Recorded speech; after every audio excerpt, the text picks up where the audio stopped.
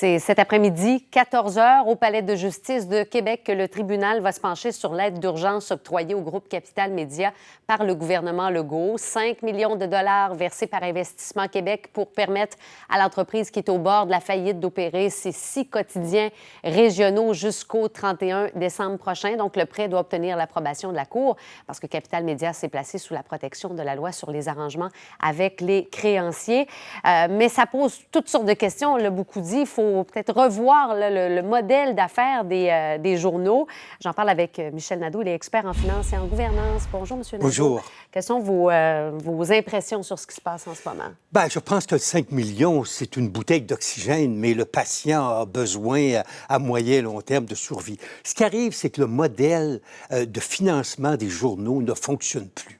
Si on remonte à il y a 20, 30, 40 ans, 60 de l'argent qui rentrait dans les journaux, c'est de la publicité.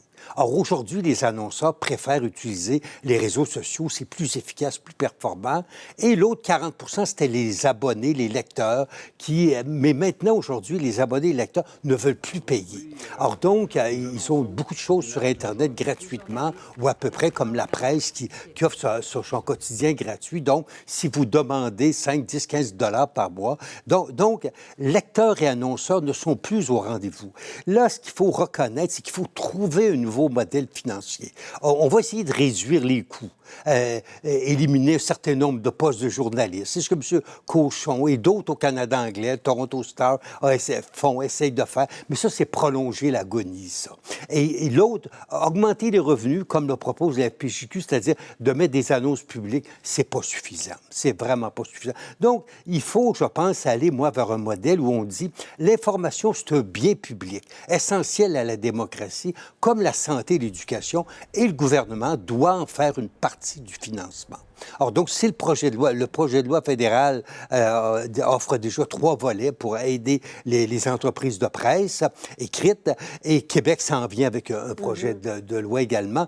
Donc, il faut trouver une nouvelle façon de financer les médias, mais qui ne seront pas les lecteurs et les annonceurs seulement. En même temps, c'est pas d'hier. Ça fait longtemps qu'on sait que ça s'en vient. Mais on se mettait la tête dans le sable, puis on réussissait, on vendait un immeuble, on vendait les presses.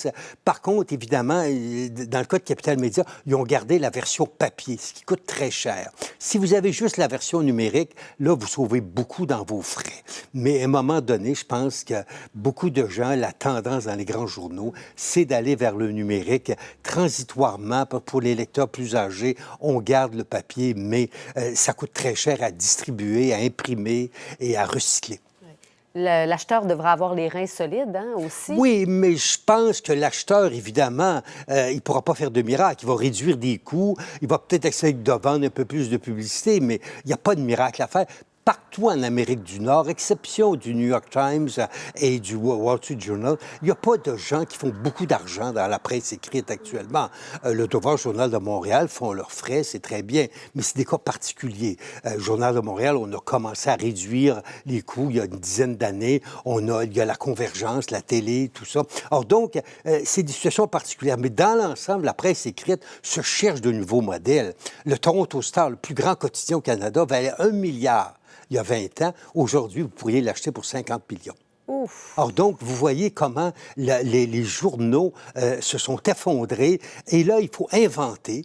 Et avec l'aide de la population, avec l'aide des journalistes, la presse est sur la bonne voie, mais ils ont reçu 50 millions de Power Corporation qui leur aident là, à étirer, à boucler le budget. Mais quand ces 50 millions-là vont être épuisés, donc, comment va-t-on trouver un nouveau modèle financier? C'est évident qu'il va falloir revoir les coûts. Est-ce qu'il n'y a pas trop d'artisans, de journalistes, c'est à voir. C'est pas simple. Et trouver de nouvelles sources de revenus. Mais il est clair que les gouvernements devront, parce que l'information, c'est un bien public, les gouvernements devront participer davantage.